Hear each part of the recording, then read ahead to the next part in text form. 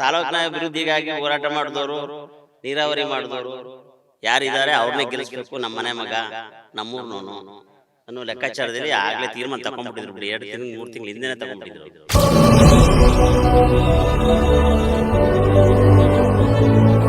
ದುಡ್ಡನ್ನ ಯಾರು ಗಮನದಲ್ಲಿ ಇಟ್ಕೊಂಡು ಮಾಡಲ್ಲ, ಅಭಿವೃದ್ಧಿನ ಜನ ಅವ್ರ ಮನಸ್ಸಲ್ಲಿ ಮಡಿಕೊಂಡು ಓಟ್ ಹಾಕ್ತಾರೆ.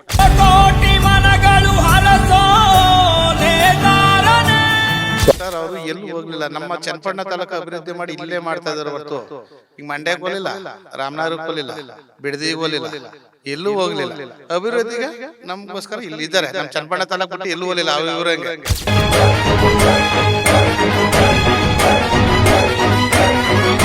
ಆಲ್ರೆಡಿ ನಿಖಿಲ್ ಕುಮಾರಸ್ವಾಮಿ ಗೆದ್ದಾಯ್ತು, ಪಟ್ಟಾಭಿಷೇಕ ಒಂದು ಬಾಕಿ ಇದೆ ಅಷ್ಟೇ.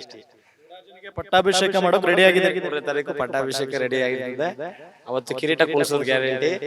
ನಿಖಿಲ್ ಕುಮಾರಸ್ವಾಮಿ ಅವರು 6,000ದಿಂದ 7,000 10,000 ಮತಗಳ ಅಂತರದಿಂದ ಗೆಲ್ತಾರೆ. ಸತ್ಯಗಾಲ ಸತ್ಯವಾಗಿ 370 ಕೋಟಿ ತಗೊಬಂದು ಇವಾಗ ಮುಕ್ಕಾಲು ಭಾಗ 75 ಭಾಗ ನೀರಿಗೆ ಗಣವಾಯತವರಿ ನೀರಿಂದ 3 ತಾಲೂಕು ನೀರಾವರಿ ಮಾಡುವಂತ ಕೆಲಸ 75 ಭಾಗ ಕಂಪ್ಲೀಟ್ ಆಗಿದೆ. ಅದು ನೆನೆಸ್ಕೋಬೇಕಲ್ವಾ.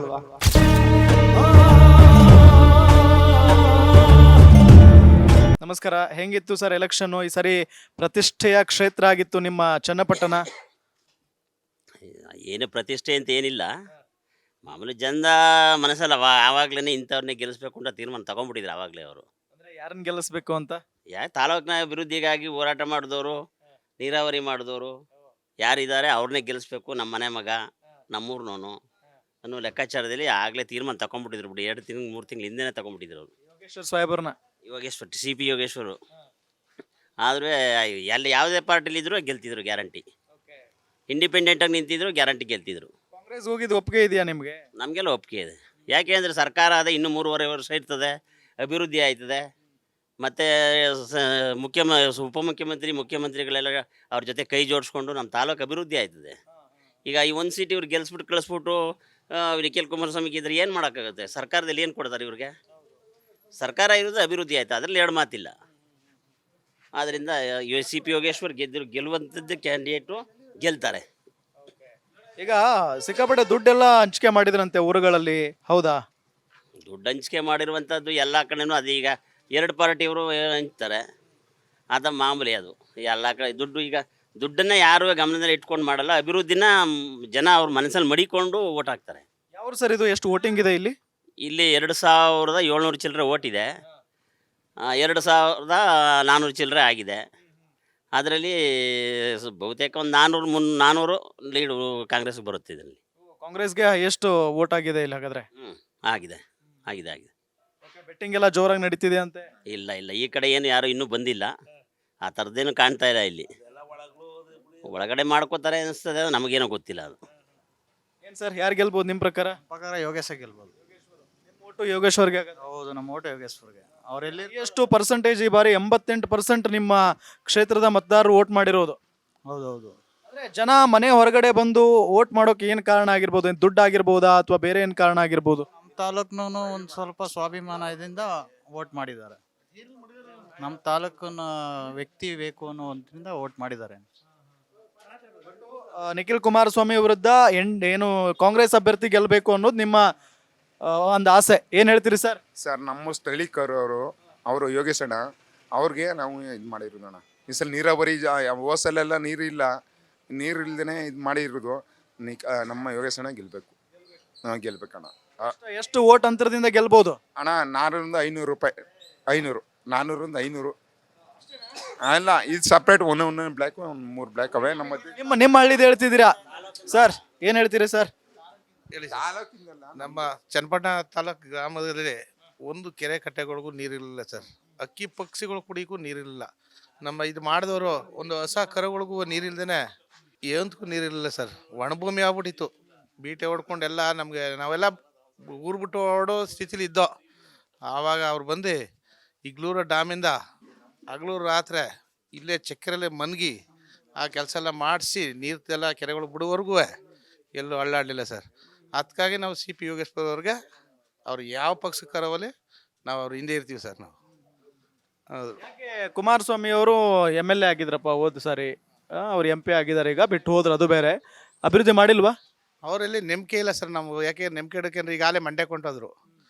ಈಗ ನಿಖಿಲ್ ಸ್ವಾಮಿ ಅವರು ಒಂದು ಸರಿ ರಾಮನಗರದಲ್ಲಿ ಸೋತರು, ಈಗ ಚನ್ನಪಟ್ಟಣಕ್ಕೆ ಬಂದರು. ಮಂಡ್ಯದಲ್ಲಿ ಒಂದು ಸರಿ ಸೋತರು. ಯಾಕೆ ಮಂಡ್ಯದಲ್ಲಿ ನಿಂತ್ಕೊಬಾರ್ದಾಯ್ತಿತ್ತು?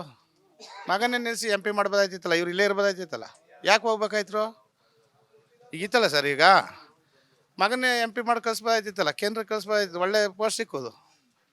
ಇವರು ಅಲ್ಲಿ ಅಲ್ಲಿಗೆ ನೆಗಿದು, ಅಲ್ಲಿ ಇಲ್ಲಿ ನೆಗಿದು, ಅದಕ್ಕೆ ಹೋಗಿ ಸರ್ ನೆಂಬಕ್ಕಾಗಲ್ತು ಅಂದ್ಬಿಟ್ಟು ನಮ್ಮ ಸ್ಥಳೀಕ ಯೋಗೇಶ್ಪುರ ಇರಲಿ ಸಿಕ್ಕಾಪಟ್ಟೆ ದುಡ್ಡೆಲ್ಲ ಕೊಟ್ಟಿದ್ದಾರಂತೆ ಸರ್ ಹಳ್ಳಿಗಳಿಗೆ. ಸರ್. ಎಲ್ಲ ಕಡೆನೂ ನಡೆದಿದೆ. ಅದೇನು ನಾವು ಒಬ್ಬರೇ ಕಾಂಗ್ರೆಸ್ಸಿಂದ ಕೊಟ್ಟವ್ರೆ ಅಂತೇನಿಲ್ಲ, ದಳದವರು ಹಂಚಿದ್ದಾರೆ, ಕಾಂಗ್ರೆಸ್ಸವರು ಹಂಚಿದ್ದಾರೆ. ದುಡ್ಡು ಕೊಟ್ಟು ಓಟ್ ಹಾಕಿಸ್ಕೊಂಡವರು ಅಭಿವೃದ್ಧಿ ಮಾಡ್ತಾರೆ ಅಂತ ಏನು ಗ್ಯಾರಂಟಿ ಸರ್? ಅಭಿವೃದ್ಧಿ ಅಂದರೆ ಸರ್ ಅವರು ಎರಡು ಕಡೆಯಿಂದ ದುಡ್ಡು ಹಂಚಿದ್ರಿಂದ ಎಲ್ಲ ಹಂಚಿರ್ತಾರೆ. ಅದೇನು ಅಭಿವೃದ್ಧಿ? ಇವ್ರು ನಮ್ಮ ಯೋಗೇಶ್ವರವರು ದುಡ್ಡಿನ ಬಗ್ಗೆ ಏನಿಲ್ಲ, ಇವರು ನಮ್ಮ ಸ್ಥಳಕ್ಕಾಗಿ ಚೆನ್ನಾಗಿ ದುಡಿದಿದ್ದಾರೆ. ದುಡಿದ್ಕೋಸ್ಕರ ನಾವು ದುಡ್ಡಿನ ಮುಖ ನೋಡಲಿಲ್ಲ. ನಮ್ಮ ದುಡಿದ್ರು ಯಾರು ನಮಗೆ ನೀರಾವರಿ ಇಷ್ಟು ಮಾಡಿದ್ರಲ್ಲ, ಅಕ್ಕಿ ಪಕ್ಷಿಗಳಿಗೂ ನೀರಿಲ್ಲದೆ, ಹಸು ಕರುಗಳಿಗೂ ಇಲ್ದೇ ನಾವೆಲ್ಲ ಊರು ಬಿಡ್ಬೇಕಾದ್ರೆ ನಮ್ಮ ಚನ್ನಪಟ್ಟಣ ತಾಲೂಕೆ ಊರು ಬಿಡ್ಬೇಕಾಗಿದ್ರು. ಅಂಥದ್ದು ಒಳ್ಳೆ ಕೆಲಸ ಮಾಡಿದ್ರಲ್ರ, ಅದಕ್ಕಾಗಿ ಸರ್ ನಾವು ಯೋಗೇಶ್ವರ ಇರಲಿ ಅಂದ್ಬಿಟ್ಟು ಕೊಡ್ತೀವಿ. ಏಕೆಂದರೆ ಇವರು ರಾಮನಗರಕ್ಕೆ ಒಂದು ಸರಿ, ನಿಖಿಲ್ ಅವರು ಮಂಡ್ಯಕ್ಕೆ ಒಂದು ಸರಿ ಹಿಂಗೆ ಹೊಂಟೋದ್ರಲ್ಲ. ಇನ್ನು ಕುಮಾರಸ್ವಾಮಿ ಅವರು ಮಂಡ್ಯಕ್ಕೆ ಹೊಂಟೋದ್ರು. ಇನ್ನು ಇಲ್ಲಿ ಯಾರು ಗತಿ? ಯೋಗೇಶ್ವರ್ ಕೂಡ ಪಕ್ಷಾಂತರ ಪರ್ವ ಮಾಡ್ತಾರೆ, ಒಂದ್ ಕಡೆ ಇದ್ರೆ ಇನ್ನೊಂದ್ ಕಡೆ ಇರಲ್ಲ ಅಂತ ಹೇಳಿ. ಸರ್ ಅವರು ಎಲ್ಲೂ ಹೋಗಲಿಲ್ಲ. ನಮ್ಮ ಚನ್ನಪಟ್ಟಣ ತಾಲೂಕು ಅಭಿವೃದ್ಧಿ ಮಾಡಿ ಇಲ್ಲೇ ಮಾಡ್ತಾ ಇದ್ದಾರೆ ಹೊರತು ಈಗ ಮಂಡ್ಯಕ್ಕೆ ಹೋಗಲಿಲ್ಲ, ರಾಮನಗರಕ್ಕೆ ಹೋಗಲಿಲ್ಲ, ಬಿಡದಿಗೆ ಹೋಗಲಿಲ್ಲ, ಎಲ್ಲೂ ಹೋಗಲಿಲ್ಲ. ಅಭಿವೃದ್ಧಿಗೆ ನಮಗೋಸ್ಕರ ಇಲ್ಲಿದ್ದಾರೆ. ನಮ್ಮ ಚನ್ನಪಟ್ಟಣ ತಾಲೂಕು ಬಿಟ್ಟು ಎಲ್ಲೂ ಹೋಗಲಿಲ್ಲ. ಇವ್ರಂಗೆ ಈಗ ನೋಡಿ, ಮೊನ್ನೆ ಈಗ ಈಗ MP ಗೆ ಹೊಂಟೆ ಹೋದರು ಯಾರು, ಕುಮಾರಸ್ವಾಮಿ ಅವರು MLA ಆಗಿದ್ದರು. ಹಿಂಗೆ ಅವ್ರು ಹೊಂಟೆ ಇದ್ದಾರೆ. ನಮ್ಮ ಯೋಗೇಶ್ವರ ಹಂಗೆ ಹೋಗಲಿಲ್ಲ, ಇಲ್ಲೇ ಇದ್ದಾರೆ. ಪಕ್ಷಾಂತರದಲ್ಲಿ ಇನ್ನೊಂದು ಸರ್, ಪಕ್ಷಾಂತರದಲ್ಲಿ ಅದನ್ನು ಹೇಳೋಕ್ಕಾಗಲ್ಲ. ಯಾಕೆ ಗೊತ್ತಾ, ನಮ್ಮ ತಾಲೂಕಿನ ಅಭಿವೃದ್ಧಿಗೋಸ್ಕರ ಪಕ್ಷಾಂತರ ಮಾಡಿದ್ರೆ ಅದು ನಿಜ. ಮೊದಲೇ ಕಾಂಗ್ರೆಸ್ ಸರ್ಕಾರದಲ್ಲಿ ಇದ್ದರು, ಆಮೇಲೆ BJPಗೆ ಬಂದರು, ಒಪ್ಕೋತೀನಿ ಅದನ್ನು. BJPಗೆ ಅವತ್ತು ಬರಲಿಲ್ಲ ಹೋಗಲಿಲ್ಲ ಅಂತಂದಿದ್ರೆ ನಮ್ಮ ತಾಲೂಕು ಅಭಿವೃದ್ಧಿ ಇರಲಿಲ್ಲ. ಅವತ್ತು ಸದಾನಂದ ಗೌಡರು ಮುಖ್ಯಮಂತ್ರಿಯಾಗಿ ಅಮೌಂಟ್ ರಿಲೀಸ್ ಮಾಡ್ಸೋಕೆ ಆಯ್ತಿರಲಿಲ್ಲ. ಯಾವುದಕ್ಕೋಸ್ಕರ ಹೋದ್ರು ಅವರು? ಇಲ್ಲ ಚನ್ನಪಟ್ಟಣ ಬಿಟ್ಬಿಟ್ಟು ಬೇರೆ ಥರಕ್ಕೆ ಹೋಗಿದ್ದಾರೆ, ಎಲ್ಲಿ ಇಲ್ವಲ್ಲ ಪಾರ್ಟಿ. ಈಗ ಕುಮಾರಸ್ವಾಮಿ ಕಾಂಗ್ರೆಸ್ ಜೊತೆ ಕೈ ಜೋಡಿಸಿ ಮುಖ್ಯಮಂತ್ರಿ ಆಗಲಿಲ್ವೇ? ಮತ್ತೆ ಒಂದು ಸರಿ BJP ಜೊತೆ ಸೇರಿಸಿ ಮುಖ್ಯಮಂತ್ರಿ ಆಗ್ಬಿಟ್ಟು ಅಧಿಕಾರ ಕೊಡದೇ ಯಡಿಯೂರಪ್ಪನವ್ರಿಗೆ ಹೋಗ್ಲಿಲ್ವೇ? ಇವೆಲ್ಲ ಸತ್ಯ, ಯಾರು ಗೊತ್ತಿರುವಂಥ ವಿಚಾರ ಅದು.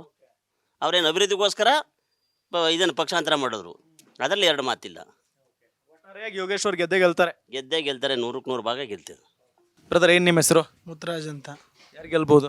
ಯೋಗೇಶ್ವರ್ ಅವ್ರು ಗೆಲ್ತಾರೆ. ಇಡೀ ಊರಿಗೂರೇ ಯೋಗೇಶ್ವರ್ ಅಂತಿದ್ದೀರಿ. ಅದಕ್ಕೆ ಅವ್ರನ್ನೇ ಕೇಳಿ ಅಂತ ಹೇಳಿದ್ನಲ್ಲ. ಈಗೆಲ್ಲ ಅದಕ್ಕೆ ಆಮೇಲೆ ಯಾಕೆ ಸರ್ ಯೋಗೇಶ್ವರ್ ಯಾಕೆ ಗೆಲ್ಲಬೇಕು? ಗೆದ್ರೆ ಏನು ನಿರೀಕ್ಷೆ ಮಾಡ್ತೀರಿ? ಗೆದ್ರೆ ಅಂದರೆ ಅಭಿವೃದ್ಧಿ ಮಾಡ್ತಾರೆ ಅನ್ನೋದೊಂದು ನಂಬಿಕೆ ಇದೆ. ಅದು ಬಿಟ್ಟರೆ ಇನ್ನೇನು ನಿರೀಕ್ಷೆ ಏನಿಲ್ಲ ಅವ್ರ ಹತ್ರ. ಅಭಿವೃದ್ಧಿ ಮಾಡಬೇಕು, ಅಭಿವೃದ್ಧಿ ಆಗಬೇಕು ನಮ್ಮ ತಾಲೂಕು ಅನ್ನೋದೊಂದು ಕಾರಣ ಬಿಟ್ರೆ ಇನ್ನೊಂದೇನಿಲ್ಲ. ಈಗೇನಪ್ಪ ಅಂದರೆ ಒಂದು 6 ವರ್ಷ ಕುಮಾರಸ್ವಾಮಿ ಅವರು MLA ಆಗಿದ್ದರು. ಈ ರೋಡ್ ಬಿಟ್ರೆ ಇನ್ನೇನು ಮಾಡಲಿಲ್ಲ. ಹೋದ ವರ್ಷ ಎಲ್ಲ ನಮ್ಮ ಕೆರೆಗಳೆಲ್ಲ ಬರಡಾಗಿ ಇದ್ದವು. ಏನು ನೀರೇನು 6 ವರ್ಷದ ತಾವಿನ ಕೆರೆಗೆ ನೀರನ್ನೇ ಬಿಟ್ಟಿರಲಿಲ್ಲ. ಇವತ್ತು ಕೆರೆ ತುಂಬಿದೆ. ಕಾಂಗ್ರೆಸ್ ಗೌರ್ಮೆಂಟ್ ಬಂದಮೇಲೆ ಕಾರ್ಯ ತುಂಬಿರೋದು, ಸರಿನಾ? ಹಂಗಾಗಿ ನಾವು ಅಭಿವೃದ್ಧಿ ಕಡೆ ಗಮನ ಕೊಡ್ತೀವಿ ಹೊರತು ಅವರು ಅಲ್ಲಿಗೋದ್ರು ಇಲ್ಲಿಗೋದ್ರು ಅದು ನಮ್ಗೆ ಬೇಕಾಗಿಲ್ಲ. ನಮ್ಗೆ ಅಭಿವೃದ್ಧಿ ಆಗಬೇಕು. ನಮ್ಮ ತಾಲೂಕು ನಮ್ದೇನಿದೆ ಸ್ಥಳೀಯವಾಗಿ ಅದು ಚೆನ್ನಾಗೆ ಇದಾಗಬೇಕು. ಇವತ್ತು ಹೈನುಗಾರಿಕೆ ಸಂಪಾದನೆ ನೀರು ಬಿಟ್ಟಿರೋದ್ರಿಂದನೇ ಹೈನುಗಾರಿಕೆ ಸಂಪಾದನೆ ಮಾಡ್ತಾ ಇರೋದು ನಾವು. ಅದು ಬಿಟ್ಬಿಟ್ಟು ನೀರನ್ನೇ ಬಿಡಲಿಲ್ಲ ಅಂದರೆ ದನ ಎಲ್ಲಿಂದ ತಂದು ಸಾಕೋಕಾಯ್ತಿತ್ತು ನಾವು? ಹಂಗೇಳಿ. ಹಂಗಾಗಿ ನಾವು ಅಭಿವೃದ್ಧಿ ಯಾರು ಮಾಡ್ತಾರೆ ಅವ್ರ ಪರವಾಗಿ ಮಾತಾಡ್ತೀವಿ. ಕೆಲವೊಂದಿಷ್ಟು ಜನ ದುಡ್ಡಿಗೆ ಮರಳಾಗಿ ಮೇ ಬಿ ಇಷ್ಟ ಇರುತ್ತೆ ಈಗ ಇದೇ ವ್ಯಕ್ತಿಗೆ ಮಾಡಬೇಕು ಅಂತ, ದುಡ್ಡಿಗೆ ಮರಳಾಗಿ ಬೇರೆ ವ್ಯಕ್ತಿಗೆ ಹಾಕ್ಬಿಡ್ತಾರೆ ಓಟ್ನ. ಚುನಾವಣೆಯಲ್ಲಿ ನಡೀತಿತ್ತೇನೋ ಈ ಚುನಾವಣೆಯಲ್ಲಿ ನಡಲಿಲ್ಲ. ಅದಂತೂ 100% ಸತ್ಯವಾದ ಮಾತು. ಯೋಗೇಶ್ವರ್ ಗೆಲ್ಲೋದ್ರಲ್ಲಿ ಯಾವುದೇ ಸುಳ್ಳಿನ ಡೌಟ್ ಇಲ್ಲ. ಗೆದ್ದೇ ಗೆಲ್ತಾರೆ, ಅದರಲ್ಲಿ ಏನು ಡೌಟ್ ಏನಿಲ್ಲ. 100% ಯೋಗೇಶ್ವರ್ ಗೆದ್ದೇ ಗೆಲ್ತಾರೆ. ನೋಡೋಣ ಬಿಡಿ ಸರ್, ಇನ್ನೂ ಎಣಿಕೆ ಅಲ್ಲ, ಇನ್ನೂ 23ನೇ ತಾರೀಕನೇ ಟೈಮ್ ಇದೆಯಲ್ಲ. ನಿಮ್ಗೇನು ಅನ್ಸುತ್ತೆ ಈಗ ಸದ್ಯದ ಟ್ರೆಂಡ್ ಹೆಂಗಿದೆ? ಸದ್ಯದ ಟ್ರೆಂಡ್ ಹೆಂಗಿದೆ ಅಂತ ಅಂದರೆ ಅದು ಅಭಿವೃದ್ಧಿ ಕಡೆಗೆ ಜನ ಮನಸ್ಸು ಮಾಡ್ತಾರೆ. ಯಾರು ಅಭಿವೃದ್ಧಿ ಮಾಡ್ತಾರೆ? ಈಗ ಈಗ ಗೆದ್ದಂಥವ್ರು ಅಭಿವೃದ್ಧಿ ಮಾಡಿದ್ರೆ ಇನ್ನೂ ತಲಾಂತರದಲ್ಲೂ ಅವರೇ ಇರ್ತಾರೆ, ಚನ್ನಪಟ್ಟಣದಲ್ಲಿ ಮಾತ್ರ. ಅಂದ್ರೆ ಯಾರು ಗೆಲ್ಬೇಕು ನಿಮ್ಮ ಪ್ರಕಾರ? ನಮ್ಮ ಪ್ರಕಾರ ಈಗ ಈಗ ಇವರೆಲ್ಲ ಹೇಳಿದ್ರು ಯೋಗೇಶ್ವರ್ ಅಂತ, ನಾವು ಅವ್ರನ್ನೇ ಫಾಲೋ ಮಾಡ್ಕೊ ಹೋಗ್ಬೇಕು. ಗೆಲ್ತಾರಾಗಾದ್ರೆ? ಗೆಲ್ತಾರೆ. ಬ್ರದರ್, ಯಾರು ಗೆಲ್ಬೋದು? ಆಲ್ರೆಡಿ ನಿಖಿಲ್ ಕುಮಾರಸ್ವಾಮಿ ಗೆದ್ದಾಯ್ತು, ಪಟ್ಟಾಭಿಷೇಕ ಒಂದು ಬಾಕಿ ಇದೆ ಅಷ್ಟೇ. ರಾಜನಿಗೆ ಪಟ್ಟಾಭಿಷೇಕ ಮಾಡೋಕೆ ರೆಡಿ ಆಗಿದ್ದೀರಿ? 3ನೇ ತಾರೀಕು ಪಟ್ಟಾಭಿಷೇಕ ರೆಡಿ ಆಗಿರ್ತದೆ. ಅವತ್ತು ಕಿರೀಟ ಕುಣಿಸೋದು ಗ್ಯಾರಂಟಿ. ನಿಖಿಲ್ ಕುಮಾರಸ್ವಾಮಿ ಅವರು 6,000ದಿಂದ 7,000 1,000 ಮತಗಳ ಅಂತರದಿಂದ ಗೆಲ್ತಾರೆ. ಅಭಿವೃದ್ಧಿ ವಿಚಾರಕ್ಕೆ ಬಂದ್ರೆ ಒಂದು ಕೈ ಸಿ ಪಿ ಯೋಗೇಶ್ವರ್ ಮೇಲಿದ್ದಾರೆ ಅಂತ ಎಲ್ಲ ಮಾತನಾಡ್ಕೊಳ್ತಾರೆ. 20 ವರ್ಷ ಅಧಿಕಾರ ಮಾಡಿ ಮಿನಿಸ್ಟ್ರು ಆಗಿದ್ದಾರೆ, ಅವರು ಕೆಲಸ ಮಾಡಿದ್ದಾರೆ, ಇಲ್ಲ ಅಂತ ನಾವು ಹೇಳೋದಿಲ್ಲ. ಈಗ ಅದೇ ರೀತಿ ಅವ್ರ ನಿಖಿಲ್ ಕುಮಾರಸ್ವಾಮಿ ಅವರ ತಂದೆ ಆಗಿರ್ಬೋದು, ದೇವೇಗೌಡರು ಆಗಿರ್ಬೋದು, ಎಲ್ಲ ಕೆಲಸ ಮಾಡಿರೋದ್ರಿಂದ ನಿಖಿಲ್ ಕುಮಾರಸ್ವಾಮಿ ಅವ್ರಿಗೂ ಇನ್ನೂ ಒಂದು ಸಲ ಪೆನ್ನು ಪೇಪರ್ ಕೊಟ್ಟಿಲ್ಲ. ಈ ಬಾರಿ ಪೆನ್ನು ಪೇಪರ್ ಹಿಡಿತಾರೆ. ಮತ್ತೆ 3 ವರ್ಷ ಮತ್ತೆ MLA ಎಲೆಕ್ಷನ್ 2028ಕ್ಕೆ ಬರುತ್ತಲ್ಲ, ಅವತ್ತು ಈ ಕೆಲಸನೂ ಆ ಕೆಲಸನೂ ನೋಡ್ತೀರಿ, ನೋಡಿ ನೀವೇ ಬೇಕಾದರೆ. ಈಗ ದುಡ್ಡು ಹಂಚಕ್ಕೆ JDS ನವರು ಸಿಕ್ಕಾಪಟ್ಟೆ ಮಾಡಿದ್ದಾರೆ ನಿಖಿಲ್ ಅವ್ರನ್ನ ಗೆಲ್ಸೋಕೆ ಅಂತ ಮಾತು ಕೇಳಿ ಬರ್ತಿದೆ. ₹1 ದುಡ್ಡು ಇಲ್ದೇ ₹1 ದುಡ್ಡು ಇಸ್ಕೊಂಡ್ರೆ ಎಕಸ್ತಿದ್ ನಾಯಿ ನಿಂತ್ಕೊಂಡ್ರು ಈ JDS ಅಲ್ಲಿ 60,000 ಓಟು ಬಿದ್ದೇ ಬೀಳ್ತದೆ. ಬಿದ್ದೆ ಬೀಳ್ತಿತ್ತು, ಮತ್ತೆ ಯಾಕೆ ದುಡ್ಡು ಹಂಚಿದ್ರು? ದುಡ್ಡು ಹಂಚೋದಿಗೆ ಅವರು ಎರಡೂ ಪಾರ್ಟಿಗಳು ದುಡ್ಡು ಹಂಚಿರ್ತಾರೆ, ಎರಡೂ ಪಾರ್ಟಿಗಳು ಹಂಚಿಲ್ವಾ? ಒಳ್ಳೇದಾ ಅದು ದುಡ್ಡು ಹಂಚೋದು? ದುಡ್ಡು ಒಳ್ಳೇದು ಹಂಚೋದು ಬಿಡೋದು ಅದು ಅವ್ರಿಗೆ ಬಿಟ್ಟಿದ್ದು. ಇವತ್ತು ಜನ ಏನು ತಿಳ್ಕೊಬಿಟ್ಟಿದ್ದಾರೆ, ಅವ್ರು ಎಷ್ಟು ಕೊಡ್ತಾರೆ ಇವ್ರು ಎಷ್ಟು ಕೊಡ್ತಾರೆ ಅನ್ನೋದನ್ನ ತಿಳ್ಕೊಬಿಟ್ಟಿದ್ದಾರೆ. ಮತಕ್ಕೆ ಇಲ್ಲಿ ಸ್ವಾಭಿಮಾನಕ್ಕೆ ಅಭಿವೃದ್ಧಿಗೆ ಆ ಹಿಂದೆ ದೇವೇಗೌಡರು ಏನು ಮಾಡಿದ್ರು, ಇವತ್ತು ಮಾತಾಡ್ತಾರಲ್ಲ ಇದೀಗೇನು ಅಭಿವೃದ್ಧಿ ಮಾಡಿರೋ ನಂತರ ಇವತ್ತು ಈ ತಾಲೂಕಿನಲ್ಲಿ ರೈತರುಗಳು ಹಾಲು ಉತ್ಪಾದಕರ ಸಂಘ ಇದು ಏಷ್ಯಾ ಖಂಡದಲ್ಲೇ 2ನೇ ದೊಡ್ಡ ಮೆಗಾ ಡೈರಿ ಮಾಡಿದ್ದಾರೆ ದೇವೇಗೌಡರು. ನೆನೆಸ್ಕೋಬೇಕಲ್ವ ಅದನ್ನು. ಸತ್ಯಗಾಲ ಸತ್ಯಗಳಿಗೆ 370 ಕೋಟಿ ತಗೊಬಂದು ಇವಾಗ 3/4 ಭಾಗ 75 ಭಾಗ ನೀರಿಗೆ ಕಣಿವೆ ನೀರಿಂದ 3 ತಾಲೂಕು ನೀರಾವರಿ ಮಾಡುವಂಥ ಕೆಲಸ 75 ಭಾಗ ಕಂಪ್ಲೀಟ್ ಆಗಿದೆ. ಅದು ನೆನೆಸ್ಕೋಬೇಕಲ್ವಾ?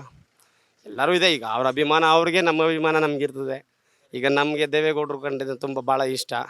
ನಾನು ಇನ್ನೂ 25 ವರ್ಷದ ಯುವಕನಿಗೆ 92 ವರ್ಷದ ವಯಸ್ಸದ ಮನುಷ್ಯನ ಇಷ್ಟಪಡ್ತಾ ಇದ್ದೀನಿ ಅಂದರೆ ಅವ್ರು ಮಾಡಿರುವಂಥ ಕೆಲಸ ಅಂಥದ್ದು ಇರ್ತದೆ. ಹಾಗಾಗಿ ನಿಖಿಲ್ ಕುಮಾರಸ್ವಾಮಿರವರು ಈ ಬಾರಿ ಆಲ್ರೆಡಿ ಗೆದ್ದಿದ್ದಾರೆ, ಪಟ್ಟಾಭಿಷೇಕ ಆಗಬೇಕಷ್ಟೇ. 23ನೇ ತಾರೀಕು ಕಿರೀಟ ಕುಣಿಸ್ತೀವಿ ತಲೆ ಮೇಲೆ, ನೋಡಿ. ಗ್ಯಾರಂಟಿ ನ್ಯೂಸ್, ಸುದ್ದಿ ಖಚಿತ, ನ್ಯಾಯ ನಿಶ್ಚಿತ.